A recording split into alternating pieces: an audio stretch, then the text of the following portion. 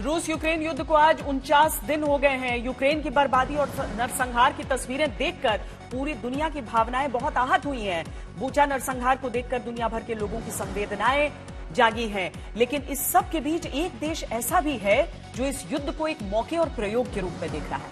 इस देश का नाम है चीन, जो अपने पड़ोसी देश ताइवान पर हमला करके कब्जा करना चाहता है। वैसे ये कोई नई बात नहीं है, क्योंकि चीन अपनी विस्तारवादी नीति के तहत वर्षों से ताइवान पर कब्जा करने की कोशिश कर रहा है। लेकिन यूक्रेन युद्ध को देखकर उसका इरादा और उत्साह दोनों बहुत हाई हो चुके हैं। चीन की घुसपैठ को लेकर ताइवान के रक्षा मंत्रालय ने कुछ आंकड़े जारी किए हैं। इसी महीने अप्रैल में चीन के 4 लड़ाकू विमान ताइवान के एयर डिफेंस आइडेंटिफिकेशन जोन में घुसपैठ करने की कोशिश करते हुए पाए गए।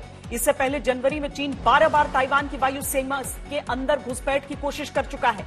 2021 में चीन के सैन्य विमानों ने 239 दिनों में 961 बार ताइवान के वायु रक्षा क्षेत्र में प्रवेश किया है। इन हरकतों से चीन ग्रे जोन युद्ध नीति अपना रहा है। जब कोई देश बिना शक्ति का इस्तेमाल किए दूसरे की वायु सीमा में प्रवेश करता है और अपने लक्ष्य को पूरा करने की कोशिश करता है, उसे ग्रे जोन युद्ध नीति कहा जाता है। इस तरह की घुसपैठ से चीन अपनी शक्ति का प्रदर्शन करना चाहता है और ताइवान का मनोबल तोड़ना चाहता है। यूक्रेन युद्ध में रूस जिस तरह कूटनीतिक बाहुबली के रूप में उभरा है, उसके बाद चीन का मनोबल आकाश में है।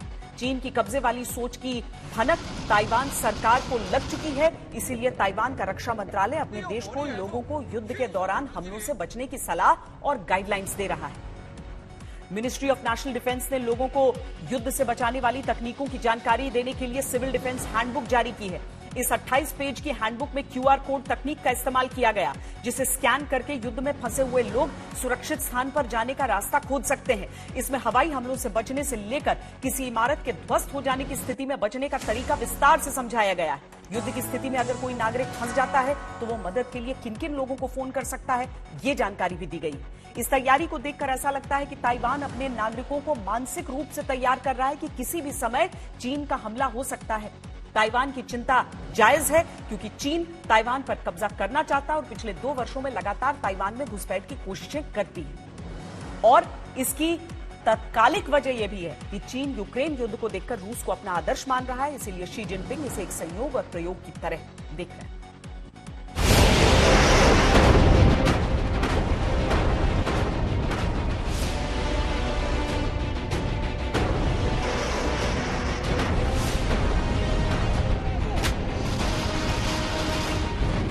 जिस तरह यूक्रेन पर अपना दबदबा कायम करने के मकसद से पुतिन कीव पर कब्जा चाहते हैं,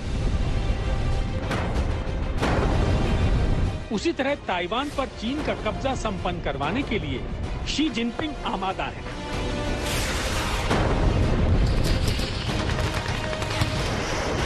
वैसे तो ताइवान पर चीन का कब्जा करने का इरादा वर्षों पुराना है, लेकिन चीन को सही मौका अब दिखाई दे रहा है। यूक्रेन युद्ध को देखकर चीन को लगता है कि अब ताइवान पर कब्जा करने का सही समय आ गया है। इसलिए चीन की सेना बार बार ताइवान में घुसपैठ करने की कोशिश कर रही है, सांकेतिक धमकियां दे रही है। ये तो सच है कि ताइवान पे हमेशा चीन ने अपना दावा करता रहा है, मगर मुझे ये नहीं लगता कि इस मौके का ऐसा फायदा उठाएगा चीन, क्योंकि अगर रूस के जो आर्मी का परफॉर्मेंस देखे तो चीन को भी मतलब आशंका होगी कि उनकी आर्मी ताइवान में कैसे करेंगे, मतलब कैसे परफॉर्म करेंगे, क्योंकि चीन की आर्मी और जो रशियन आर्मी जो है उनके काफी सारे ट्रेनिंग, इक्विपमेंट, मॉडर्नाइजेशन, सब कुछ मतलब काफी मिलता जुलता है। हाल ही में चीन के 2 लड़ाकू विमान और 2 बम वर्षक विमान ताइवान के वायु रक्षा क्षेत्र में दाखिल हुए। ताइवान के मुताबिक चीन के शेन्यांग J-11 और शेन्यांग J-16 लड़ाकू विमानों के साथ 2 शियान H-6 बम वर्षक विमानों ने ताइवान के वायु रक्षा क्षेत्र में घुसपैठ की। इससे पहले मार्च के दूसरे हफ्ते में ताइवान में 13 चीनी लड़ाकू विमानों ने घुसपैठ की थी। इसमें 7 J-10, 5 J-16 और एक Y-8 इलेक्ट्रॉनिक वॉरफेयर लड़ाकू विमान था। ताइवान का दावा है कि चेतावनी देकर चीन के सभी लड़ाकू विमानों को अपनी वायु सीमा में खदेड़ दिया गया था। इसके अलावा 17 मार्च के आसपास चीन का एक एयरक्राफ्ट कैरियर शेंडोंग ताइवान के किनमेन द्वीप की तरफ रवाना हुआ था। ताइवान का ये इलाका चीन के एक शहर जियामेन के सामने है। यहाँ रूस और यूक्रेन के युद्ध के बीच बड़ा सवाल अब ये भी पूछा जा रहा है कि क्या चीन ताइवान पर हमला कर सकता है। ताइवान के मंत्रालय ने एक हैंडबुक रिलीज किया है जिसमें उन्होंने अपने नागरिकों को गाइडलाइंस दी है कि कैसे अगर इमरजेंसी सिचुएशन होता है उन्हें क्या करना चाहिए, कहाँ जाना चाहिए। उस हैंडबुक में QR कोड्स और स्कैनर्स हैं, स्कैनिंग कोड्स हैं, जिससे वो स्कैन करके उनको पता चलेगा वो जिस इलाके में है वहां से उन्हें कहाँ भाग के जाना चाहिए। इतने सीरियसली ताइवान इस खतरे को देख रहा है। ऐसा क्यों? क्योंकि ऐसा लग रहा है कि रूस ने जो फायदा उठाया है नेटो के ना घुसने का, उसका फायदा अब चीन भी उठाने की कोशिश कर रहा है। न केवल ताइवान में सेनकाकू आइलैंड्स जो जापान के पास पड़ता है और डिस्प्यूटेड आइलैंड है, वहां पर भी चीन के एयरफोर्स काफी घुसपैठ कर रहे हैं। तो चाहे वो एयरफोर्स हो चाहे नेवी, घुसपैठ लगातार ताइवान के वाटर्स में होता जा रहा है। संकेत काफी सीरियस नजर आ रहे हैं और पूछा यही जा रहा है कि क्या चीन इस युद्ध का फायदा उठाने की कोशिश कर रहा है। ऐसा पहली बार नहीं है कि चीन ताइवान में घुसपैठ करने की कोशिश कर रहा हो। चीन की सेना कभी हवाई सीमा में तो कभी जल सीमा में घुसपैठ करने का दबाव बनाने की कोशिश करती रही है। पिछले साल नवंबर में चीन के 27 लड़ाकू विमानों ने ताइवान के हवाई क्षेत्र में घुसपैठ की थी। ताइवान के रक्षा मंत्रालय के मुताबिक चीन के 27 विमानों में 18 फाइटर प्लेन, 5 H-6 बम वर्षक विमान और ईंधन भरने वाला एक Y-20 विमान शामिल था। इन सभी विमानों ने ताइवान के एयर डिफेंस बफर जोन में प्रवेश किया, लेकिन ताइवान एयरफोर्स की चेतावनी के बाद वापस चीन की सीमा में चले गए। ताइवान पर चीन की घुसपैठ का दूसरा पहलू ये भी है कि जिस तरह यूक्रेन युद्ध में नेटो देशों ने मदद नहीं की, उसे देखकर शी जिनपिंग के हौसले कुछ मजबूत हो गए हैं। यही वजह है कि चीन लगातार ताइवान के मामले में अमेरिका को दूर रहने की नसीहत दे रहा है, ठीक वैसे ही जैसे पुतिन ने यूक्रेन युद्ध में नेटो को दूर रहने की धमकी दी है। हालांकि नेटो ने भी यूक्रेन की कोई खास मदद नहीं की है, लेकिन ताइवान की स्थिति यूक्रेन से बहुत अलग है।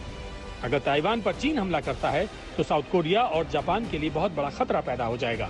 ऐसे में अमेरिका को ना चाहते हुए भी युद्ध में उतरना पड़ेगा, क्योंकि हिरोशिमा और नागासाकी में जापान की बर्बादी के बाद अमेरिका ने जापान की आजीवन सुरक्षा का वादा किया था। ये आपका पार्शली सही है। चीन ने ये भांपा है कि नेटो जो है अब एक्टिव ग्राउंड पे इतना सशक्त नहीं रहा है, तो चीन उसका फायदा उठाना चाह रहा है। दूसरी ओर चीन को ये भी चिंता है कि जैसे रशिया सोच रहा था कि यूक्रेन में कुछ हफ्तों में ही युद्ध निपट जाएगा, वैसा रशिया नहीं कर पाया है, जो कि रशिया की आर्मी बहुत हैबिचुअल रही है वॉरफेयर में, जबकि PLA ने ऐसा कभी नहीं किया है। तो एक ये मिक्स सिचुएशन है जो इंटरनल फैक्टर्स पे भी डिपेंड करती है चाइना के। जैसे अभी कोविड बहुत ज्यादा फैल रहा है, तो ध्यान भटकाने के लिए भी चाइना कुछ एक्टिविटीज ये प्लान कर सकता है। रूस यूक्रेन संकट के बीच ताइवान अपने नागरिकों को हमले से बचने की गाइडलाइन जारी कर चुका है। ताइवान को आशंका है कि चीन उस पर हमला कर सकता है।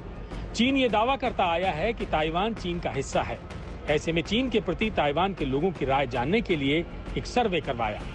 इसमें 90% ताइवान के लोगों ने चीन के इस दावे को खारिज कर दिया। ताइवान के 74.6% ने चीन को ताइवान की सरकार का दुश्मन माना। करीब 60% ने कहा कि चीन ने ताइवान के लोगों के प्रति एक दुश्मन जैसा व्यवहार किया है, जबकि 80% लोगों ने सरकार की इस बात का समर्थन किया कि ताइवान का भविष्य और चीन के साथ संबंधों का विकास ताइवान की 2 करोड़ 30 लाख आबादी के निर्णय के अधीन होना चाहिए। ताइवान के लोगों की राय और रक्षा तैयारियों से इस बात की आशंका बढ़ गई है कि चीन ताइवान पर हमला कर सकता है। हालांकि अपनी विस्तारवादी नीति के चलते चीन वर्षों से ताइवान के ऊपर नजर गड़ाए बैठा है, लेकिन यूक्रेन युद्ध में रूस की आक्रामकता और पश्चिमी देशों की निष्क्रियता देखकर चीन की हिम्मत और उत्साह बढ़ गया है। उसे लग रहा है कि ये सही मौका है और यही ताइवान के लिए खतरे की आहट है। गीता मोहन के साथ ब्यूरो रिपोर्ट, आज तक।